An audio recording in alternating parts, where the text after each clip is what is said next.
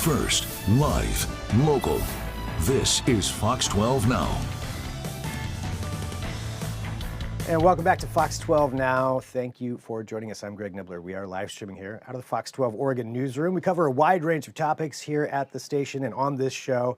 And we get to have a lot of discussions. Right now, we're going to talk about something that perhaps you or someone you know could be doing this summer, and that is being a volunteer camp host for the Bureau of Land Management out in the wilderness of Oregon. We're going to talk about what that means and what that entails, really.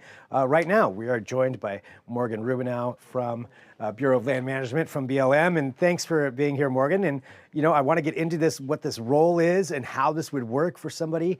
Before we do that, would you mind just telling us a little bit about yourself and the Bureau of Land Management as a whole, to maybe help people understand exactly what that covers? Yeah, exactly. Well, thank you so much for having me today.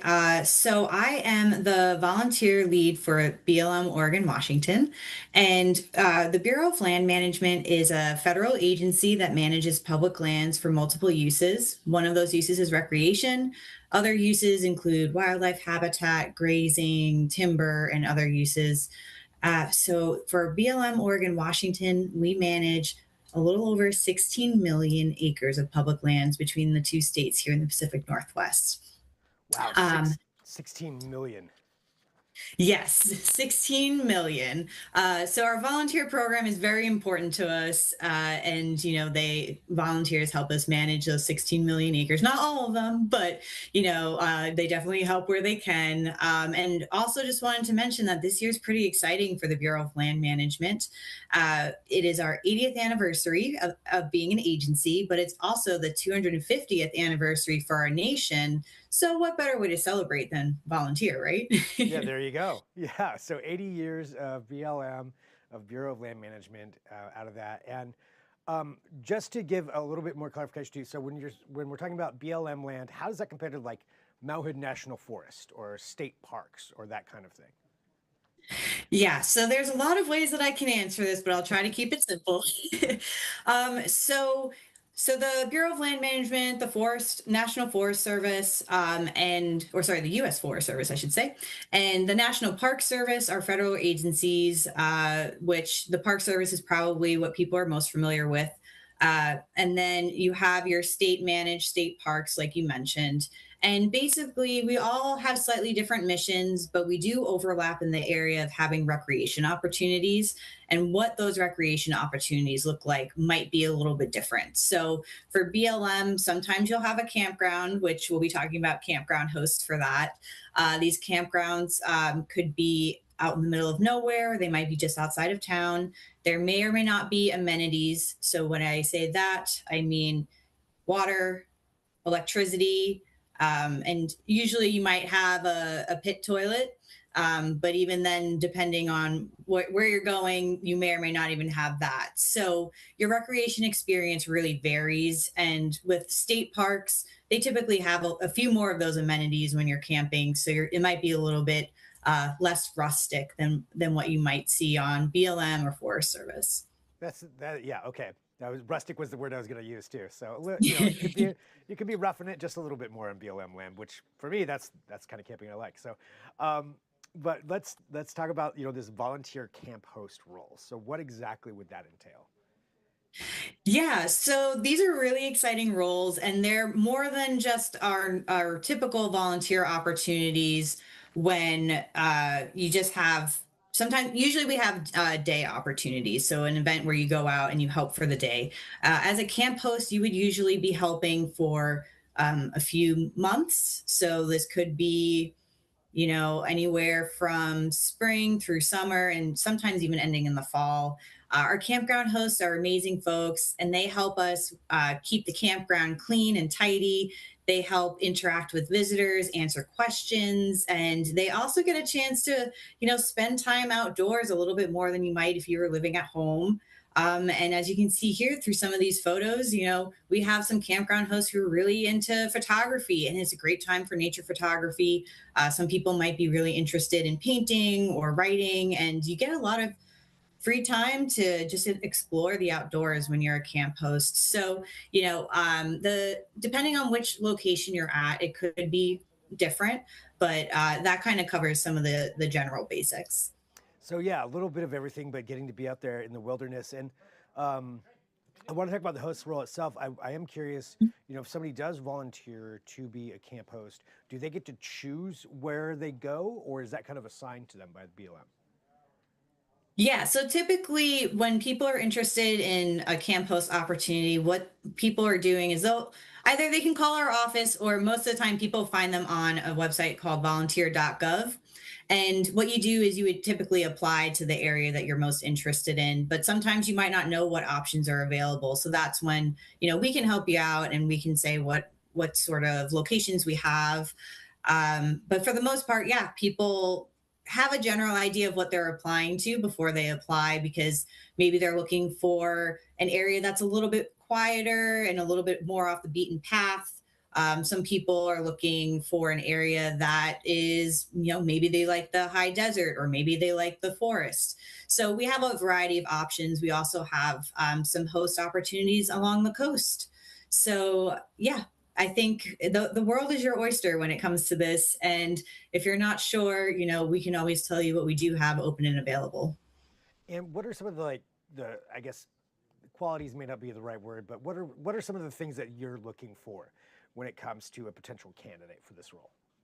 Yeah, so typically our campground hosts need their own RV, and with that, I mean, you could also have a camping trailer. It just depends. Sometimes some of our sites might have limited space, depending. So that's something that we can definitely discuss with somebody.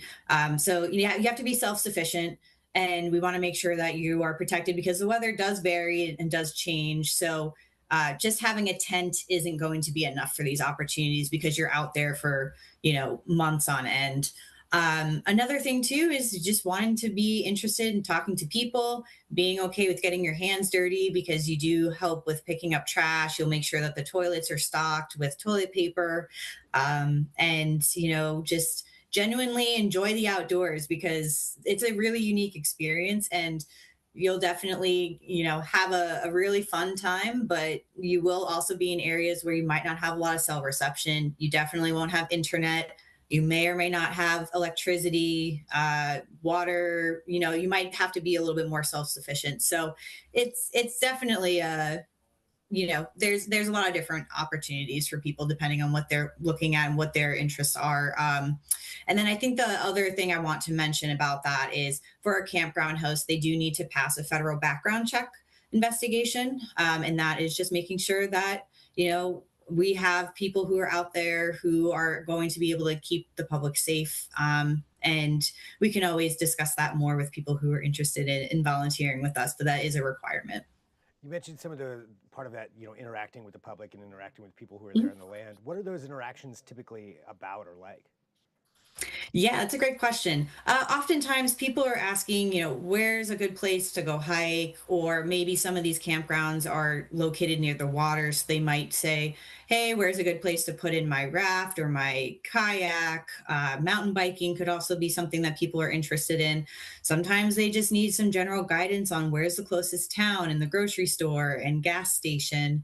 Other times, people might be interested in the wildlife, but you don't have to know about all of this before you show up.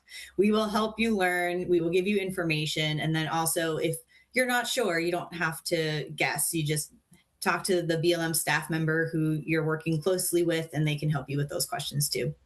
All right. And one more question just about the role. You said it could be, months that you're out there. So how long is a typical volunteer host camp role? Um, I would say probably usually 4 to 6 months.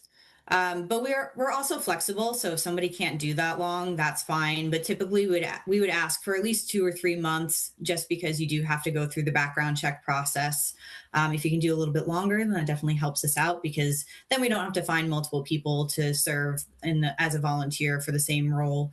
But yeah, there's flexibility, and the nice thing too is you're going to have some time off, so generally you will be working or helping us through the weekend, or if there's a federal holiday or another busy time that we're aware of, we'll ask that you're available during those times as the camp host. But during the week, you'll have time to go explore, you'll have time to go into town and take care of whatever business you might need to. So there's flexibility. We work with people and we want to make it an enjoyable experience.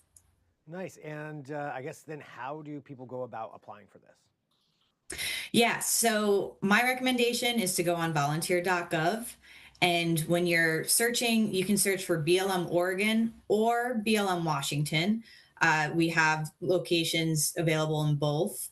And then when you do that, you'll have a list of opportunities available. So, for example, right now we have opportunities in Sharps Creek Campground, Nestucca River Campground, and Wildwood Recreation Site, which are in like the Portland, Eugene area.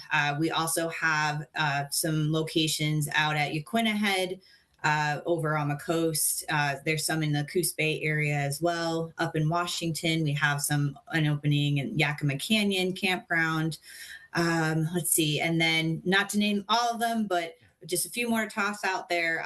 We have some areas in Klamath Falls, so Gerber Recreation Area and Topsy Campground. So you can kind of, explore, see what it is that you might like. And then each of those descriptions will tell you more about what type of person we're looking for and what the campground is going to be like in the area around you. So some of these campgrounds are a little more remote than others. Yaquina Head, if you wind up working in that area, you're in Newport.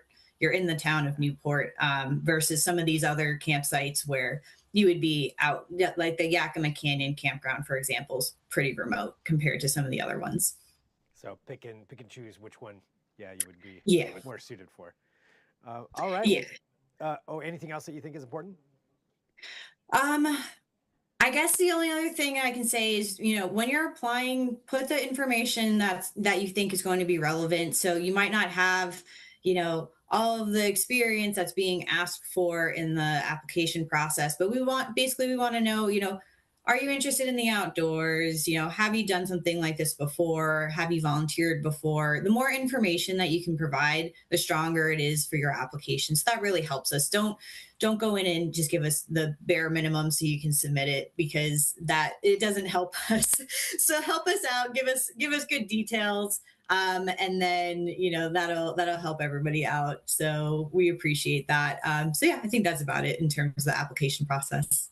All right, well, Morgan, thank you very much for joining us here to talk about this, and an exciting role for somebody out there. And so for people watching this, feel free to share this segment too, because even if you're not, maybe you know somebody else who would be interested in something along these lines of going out there into the wilderness. I mean, it does sound fun to get to explore an area like that and actually be there, for that long to get that experience and take in all that it has to offer. So very cool. Well, Morgan, thank you very much again for joining us here on Fox 12 Now.